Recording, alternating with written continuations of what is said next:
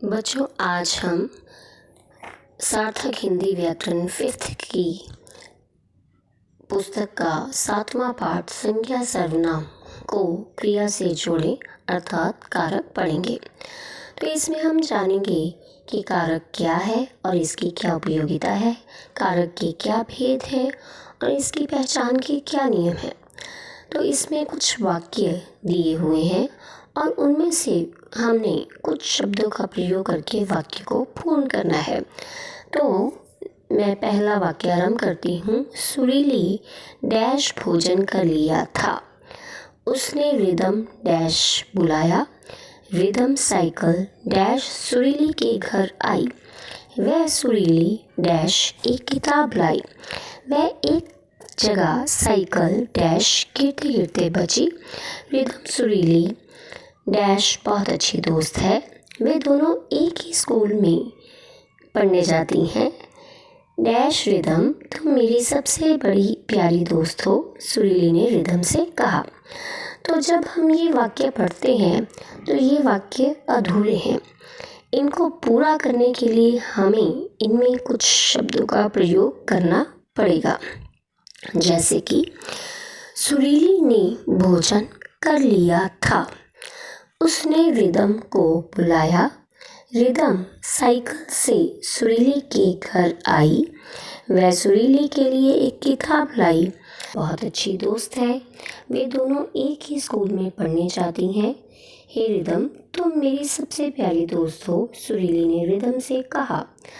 तो देखो बच्चों, आपने देखा कैसे इन बहुत छोटे छोटे शब्दों ने वाक्यों में आकर इन्हें पूरा कर दिया और इनके लगते ही इनसे पहले लिखे शब्दों का संबंध वाक्य की क्रिया से जुड़ गया। ये छोटे छोटे शब्द वाक्य में आए संज्ञा या सर्वनाम को वाक्य की क्रिया से जोड़ने का कार्य करते हैं, इसलिए इनके बिना वाक्य अधूरे लगते हैं। इन छोटे शब्दों को व्याकरण में परसर्ग कहते हैं और वाक्य में संज्ञा सर्वनाम शब्दों का वाक्य की क्रिया के साथ जो संबंध होता है वह कारक कहलाता है। तो बच्चों, आप समझ गए होंगे कि वाक्य में आए संज्ञा या सर्वनाम का उसकी क्रिया तथा अन्य शब्दों से जो संबंध होता है उसे कारक कहते हैं। तो इनमें जो चिन्ह आते हैं ने, को, से, के लिए, इनको परसर्ग या विभक्ति चिन्ह कहा जाता है। कारक के भेद। कारक संख्या में 8 होते हैं। सबकी अपनी अपनी पहचान होती है। आइए देखते हैं कि इनकी क्या पहचान है। पहले कारक का नाम है कर्ता कारक। इसकी पहचान है ने या ने ना भी हो तो भी हो सकता है। और इसका हम अगर वाक्य बनाएं तो इसका वाक्य बनेगा, यश ने एक किताब खरीदी। तो इसका चिन्ह है ने। दूसरा वाक्य है, जैसे कर्ता कारक किसे कहते हैं? कर्ता होता है जो करने वाला होता है, अर्थात जो क्रिया को करता है उसे कहते हैं कर्ता कारक। कर्म कारक। कर्म कारक का चिन्ह है, पहचान है को या को ना लगे तो भी। यश ने उस किताब को पढ़ा। तो उस किताब को, तो इसमें कर्म कारक है। तीसरा है करण कारक। इसकी पहचान है से, के द्वारा। यश ने पेन से उस पर अपने भाई का नाम लिख दिया है। तो जो साधन प्रयोग किया जाए उसमें करण कारक होता है पेन से। किस साधन का प्रयोग किया गया? पेन से उस पर अपने भाई का नाम लिखा। तो इसलिए पेन से ये करण कारक है। संप्रदान कारक। इसका पहचान चिन्ह है के लिए। यश ने किताब अपने भाई के लिए ही खरीदी थी।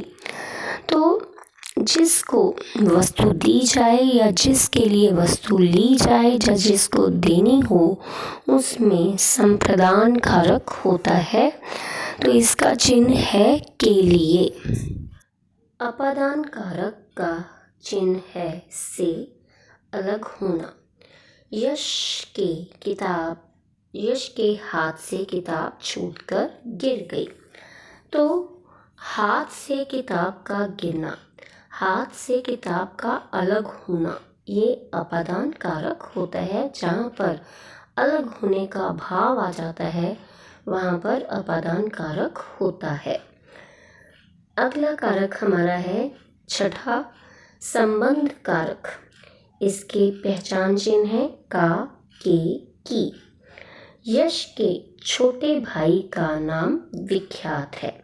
तो जहाँ पर संबंध बताया जाए वहाँ पर संबंध कारक होता है। सातवां कारक है अधिकरण कारक। इसके पहचान चिन्ह है में, पर। विख्यात ने किताब में सुंदर सुंदर चित्र देखे। तो इसमें विख्यात ने किताब में चिन्ह आया है, इसलिए इसमें अधिकरण कारक है। नेक्स्ट है संबोधन। तो जहाँ किसी को संबोधन पुकारा जाता है उसमें संबोधन होता है। किसी को हम संबोधित करते हैं, जैसे हे, अरे, ए। तो उसने कहा, हे भगवान, यश भैया जैसा बड़ा भाई देने के लिए आपका बहुत बहुत धन्यवाद। तो अब हमने इसमें कारक जाना, उसके पहचान चिन्ह जाने और हमने वाक्यों के द्वारा आपको समझाया। तो ये मैं 5th क्लास की सार्थक हिंदी व्याकरण पुस्तक में से करवा रही हूँ। कारक का तो सभी कक्षाओं के बच्चों के लिए महत्व है, लेकिन जो सार्थक हिंदी व्याकरण पढ़ रहे हैं वो इसको और भी ध्यान से देख सकते हैं और अन्य विद्यार्थियों के साथ इसको शेयर कर सकते हैं, इसे लाइक कर सकते हैं और सब्सक्राइब कर सकते हैं। कल हम इससे आगे पढ़ेंगे और आपको ये कैसा लगा कमेंट करके बताएं। आप इसको बहुत जल्दी याद कर सकते हैं, जैसे कर्ता ने कर्म को करण से संप्रदान के लिए अपदान से संबंध का की अधिकरण में पर संबोधन है।